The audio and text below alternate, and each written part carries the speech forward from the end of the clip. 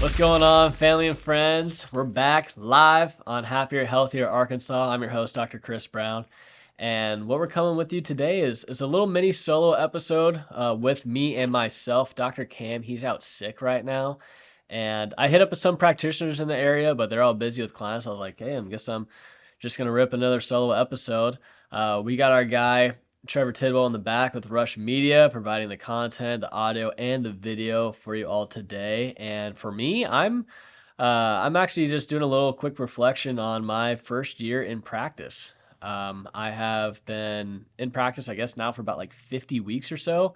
I got licensed end of April last year, and my first patient was May 1st. So for me, past 16, 12 months has easily been, especially the calendar year of 2023 was easily the most fulfilling year of my life so far.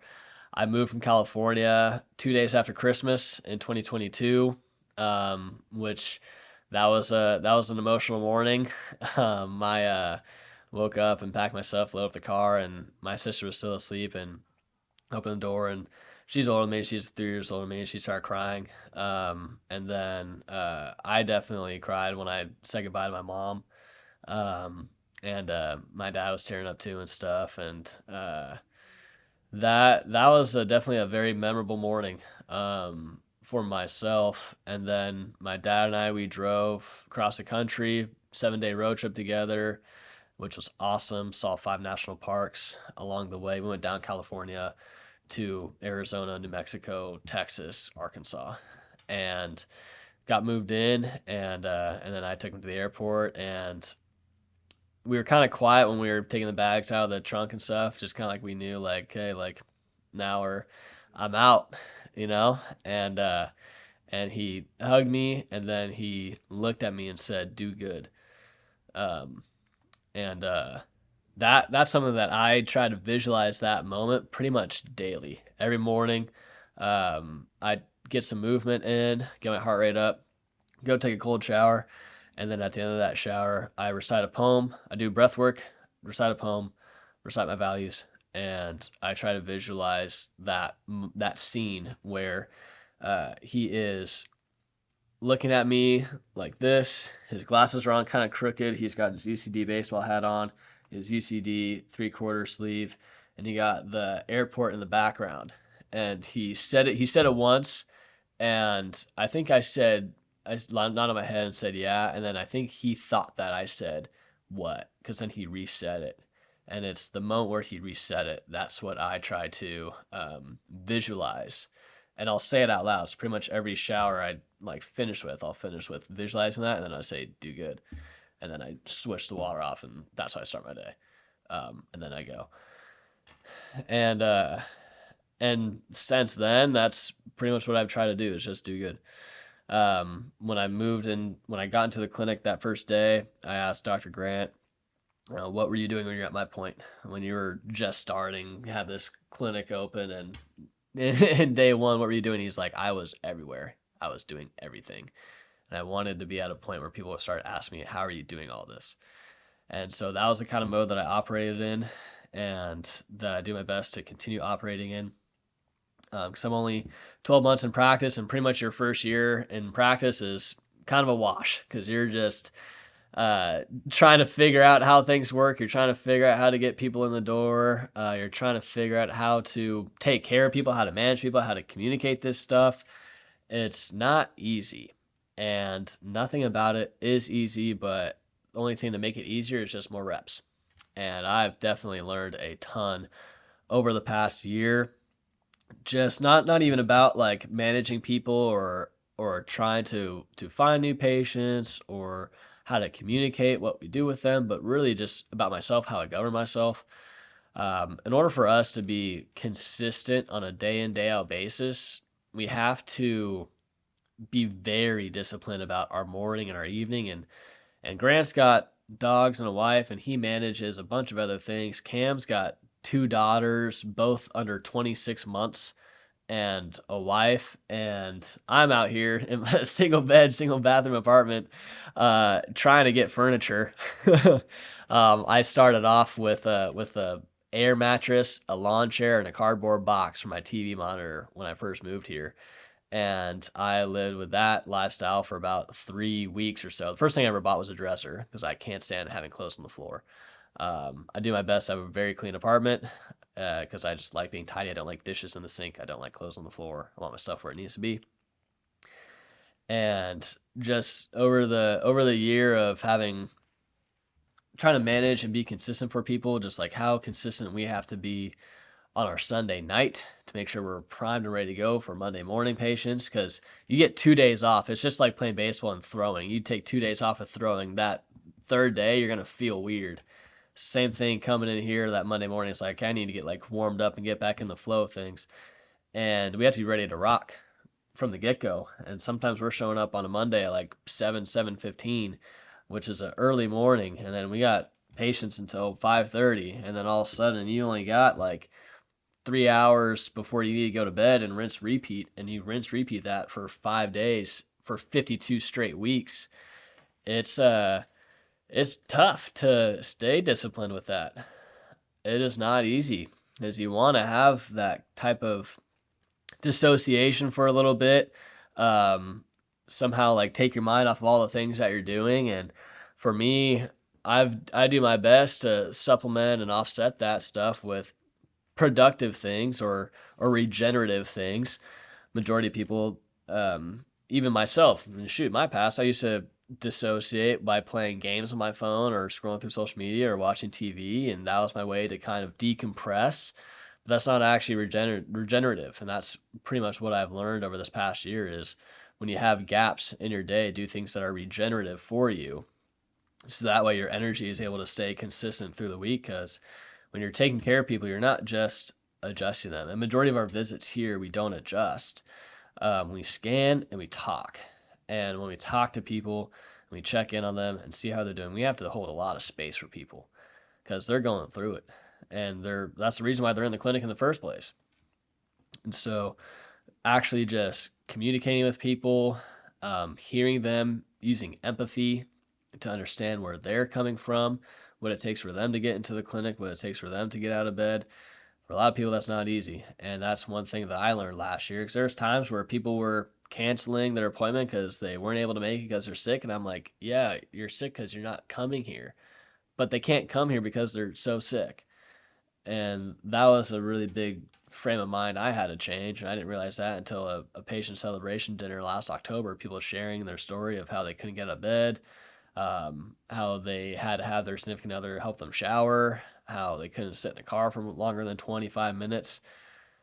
Just all the little things that people had to go through, just to be able to get here. It was very humbling awareness of what it takes for people, and just being able to take care of them and this type of work. I mean, these people are dealing with stuff for 10, 15, 20 years.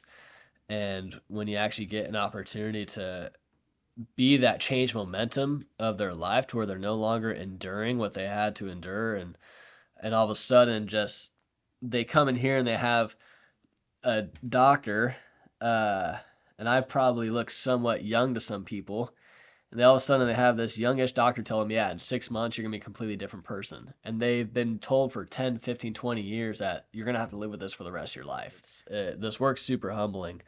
That's the way I described it. It's very, very humbling work.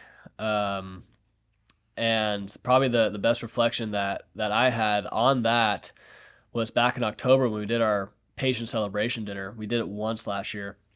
It's a dinner where all of us patients that we invite bring their family and friends. We host a dinner in a back room and just get patients to share their story and where they're at and celebrate their wins when it comes to health.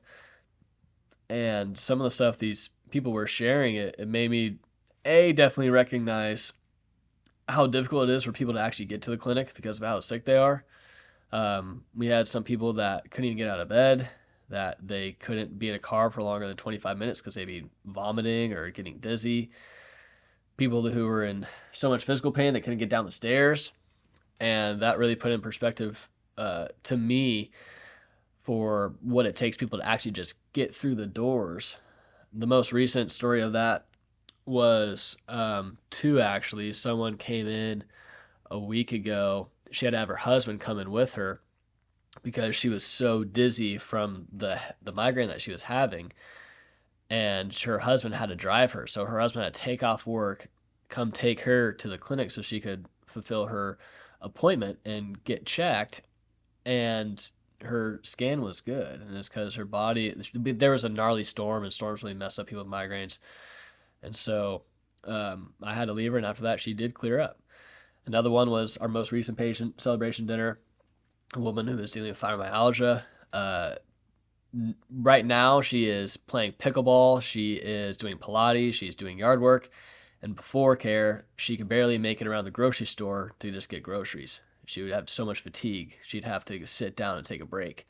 Not because she was overweight, not because she was out of shape, but because she had such bad fibromyalgia. She literally would just have extreme fatigue. So hearing the stories, that's why I say it's humbling to provide this type of care, and being a year in doing so. I think right now I'm managing about like 40, 42 people, and all their stories, just what they've had to endure for 10, 15, 20 years. Some people it's been a little bit less, but that's the average of what people are going through. And for myself to just have the opportunity to help them out. I mean, I'm not the one doing the healing, it's their body doing the healing, but being able to just be a conduit and facilitate them in healing has been very, very special for my life. And just in the first year of practice, it's been pretty awesome being able to do that and get to know these people and just play a role in being one of their trusted providers when it comes to health, especially on the back end of care. Like I like to operate like a coach and help them out with their movement, nourishment, nutrition, with their sleep, with their mental well-being. Have to share space with them.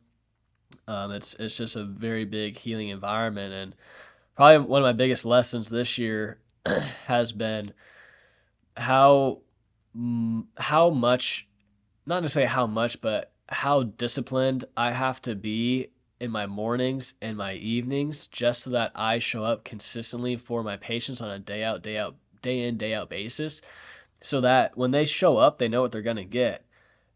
And like, we can't be messing around with our sleep. We can't be staying up late. We can't be messing around on our phones. We can't be eating bad. Like, we have to be sharp and on point to be able to do what we do day in and day out. And doing that for like a year straight has really been transformative for me in just cleaning myself up and cleaning my discipline up and finding the areas that I'm falling short in and tightening those screws in the toolbox and sharpening the tools I do have, while also having fun and playing and being around Arkansas. And it's been super awesome out here. I've loved it.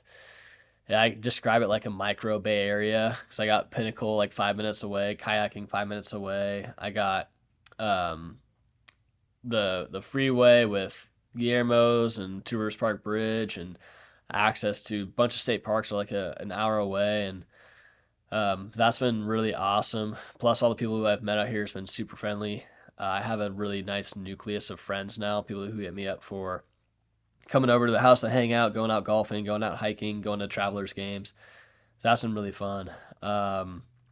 Some other things, some things that's been tough, and has been like not being around my family all the time. That's definitely been one thing um, that I look forward to being able to have be more frequently as the year goes on, and as I continue to build and grow, and being able to see them more frequently. But I think the what's going to be most satisfying for me is going to be actually able to pay for my own trip to go out there. Last year I did get to see them. Last year I got to see them a good amount, and but it was my dad paying for all the trips. I think a big want for me is to be at a point where I'm comfortable affording a trip to go back to California, maybe surprise them or something. So that's a really big part for me. Like last year, I call my mom every single night, FaceTime her. I call my dad probably like once or twice a week. We do a group FaceTime with my mom, dad, aunt, uncle, and then my mom's parents every Sunday. So that has been a really nice system for us to stay connected as we're all in different areas of the state and now the nation. So that's been really good for me to just be able to stay connected with them. But obviously, in person has been that's what I want, and being able to kind of recognize like what I do value, I guess in life has been something that's been revealed over this past year. Just understanding how much I value like in person interactions, um, how much I value like birthdays or the random hangouts, spontaneity, just the random like, hey, what are you doing? You got nothing on? Cool, let's go swim, let's go hike. I really enjoy those type of relationships and being able to do those kinds of things. Um, and so that's really stuff that I actually value and that I've learned about myself and how I govern myself. And those have probably been some of the bigger reflections I've had just coming in this past year is all that I have to do to be consistent. And really, when you strip everything away and you're essentially on your own in an apartment with an air mattress and a lawn chair, that's all you got. You got to figure it out from there and just chipping away one thing at a time. And all the little things that that you have to do is once you start doing them correctly and they stack up, and then you have a nice little product and people like looking at the fruits. But I think the stuff that has way more value and is more valuable are the roots. This podcast, not a podcast. We started the Happier, Healthier Arkansas podcast, one you're listening to, last year, and we've already breached episode 21, which is crazy because there's a stat that shows that 90% of podcasts don't make it past episode 3. And of the 10% that do, 90% of those don't make it past episode 21. So if you make it to episode 21 of your podcast, you are in the top 1% of podcasts of all time. And we hit that like a week ago, which is really cool. Just to be able to understand that fact and to actually get there, that's just a product of seeing that like long-term vision and sticking with it and trusting that at some point you're going to get there. And I think that's really the epitome of year one in practice, because it's straight up, it's survival mode. It's survival mode because you're at zero. You don't have a base to start with. Yeah, I mean, luckily I did here because the clinic already has a brand. We already have a name. But I had to go out and make a brand or name of myself too, within the confines of the specific and representing the specific. And that was it was work, it was effort, and it was rewarding. It was super rewarding, and absolutely has been the correct decision for me being out here. Zero doubts that this is where I'm supposed to be at right now. And I really have thoroughly enjoyed the relationships I made. The people I get to take care of are awesome. There is not one person on my calendar where I see that name and I'm like, shoot, I have to take care of that person today. Dang it. Like, they are all super awesome people. I thoroughly enjoyed showing up to practice every single day. I'm sure if it's patients that are listening to this right now, they can attest to that, because they just, one of the things that gets spoken of a lot, especially on reevals, is what please describe your experience so far. And almost all of them are like, this is such a fun environment, it's family oriented, I feel like I'm walking into my home. I feel listened to, I feel cared for. My favorite experience has been either the resting chairs or the doctors. And we really do our best to interact with these people human to human and just treat them as a human first and be ourselves, like take off the mask, and B, to treat them as if they're our mom or our dad or sister or grandma.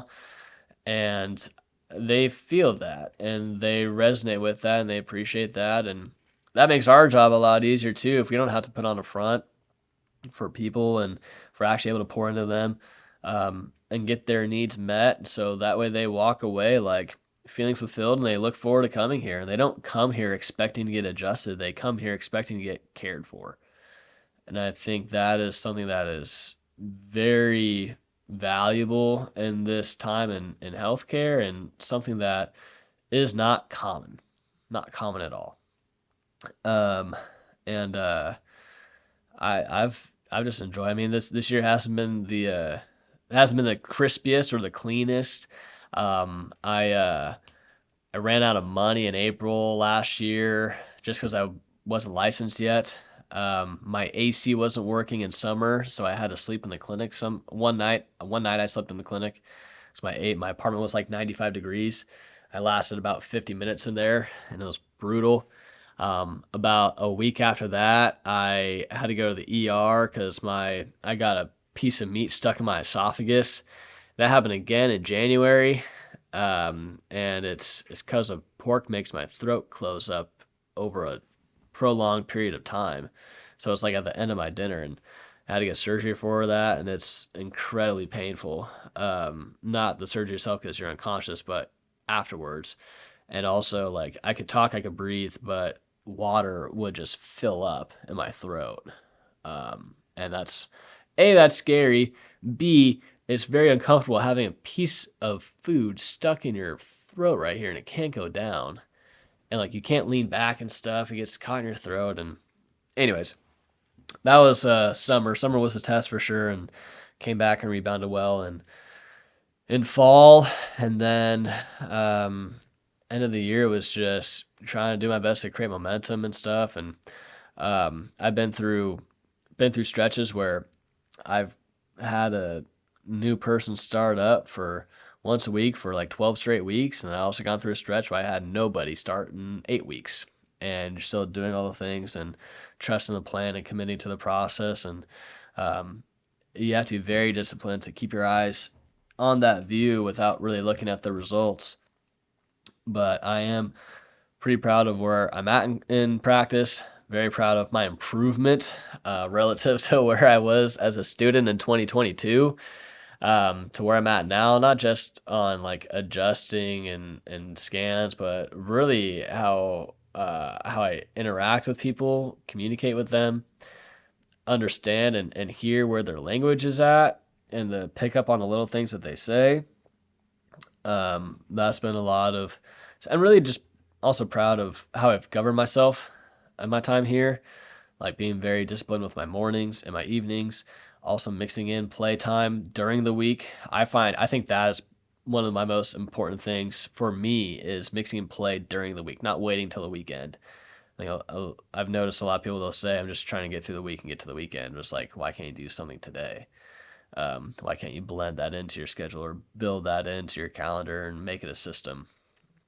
And so that's something I do my best to do is mix those kind of things in whether it's lawn chairing in a parking lot or going kayaking or going on a walk by a river, just programming little tiny things during the week that keep my cup filled up so that way I still show up to practice rejuvenated and with my cup overflowing so that way I have a lot to give and not an empty cup to try to give from. But just being able to have all those, I mean, I have some awesome memories from last year, and I've already made some pretty awesome memories this year. And I think the big thing for me is just to be able to keep on doing the things, but just figuring out how to continue to make a bigger and bigger impact on this community that I'm in, that I've invested in, but has also really invested in me.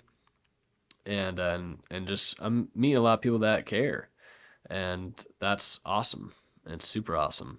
And so being able to be around that, be welcome to that, being a quote unquote outsider. I've had people tell me I fit in. So I guess I've done my best I've just done my best to do me. And I know that's kind of a cliche thing to say, but doing me is exercise in the morning, is sitting in a lawn chair and reading books and journaling and meditating and going out to views and hiking and just sitting on a rock and watching a sunset go down for like an hour. Like that's me doing me. And so far that's attracted the right people into my life, and I got a pretty awesome circle of some really quality people that I'm pretty proud to have around me. And so I guess right now I'm just expressing a lot of gratitude towards past Chris for what I have set up at the moment, and really grateful for all that and everything that Little Rock and Arkansas has had to offer, and just pretty grateful to be where I'm at right now and to continue being able to pour into that and everything. So Um, that's what I got today. That's what I'm flowing in on, and hope some of that stuff maybe you all resonate with, or maybe that maybe feel a little bit of that appreciation, gratitude, and everything. If you haven't done so, please check out our app. It's called The Specific Centers. It's on Apple Play and or Google Play and Apple Store.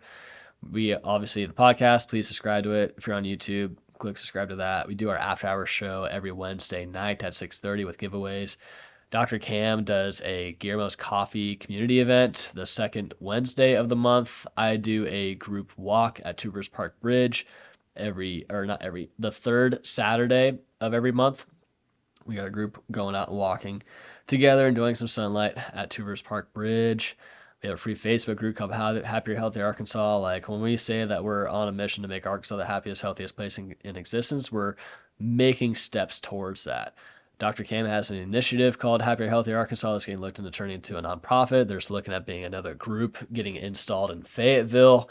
So practitioners are starting to buy into this mindset that we have adopted over the past year. And they're starting to buy into it and starting to reverse some momentum, because Arkansas right now is number 49th out of 50 in overall health. And that's why we started this podcast. That's why this podcast has this name. And to be able to have that going for us is pretty cool. And that's a lot of last year was building from zero, and this year we have a foundation, and that's exciting. And I hope you all are excited too. But to conclude, that's some cool stuff that we got going on. And I just encourage y'all today, if you have an opportunity to maybe some random person that might be popping in your head, just shoot them a little video text and explain to them why you're grateful for them. I think that'll go a long way. So that's all I got today. Dr. Chris, Happier, Healthier Arkansas, Free Flow Friday. Thanks for tuning in.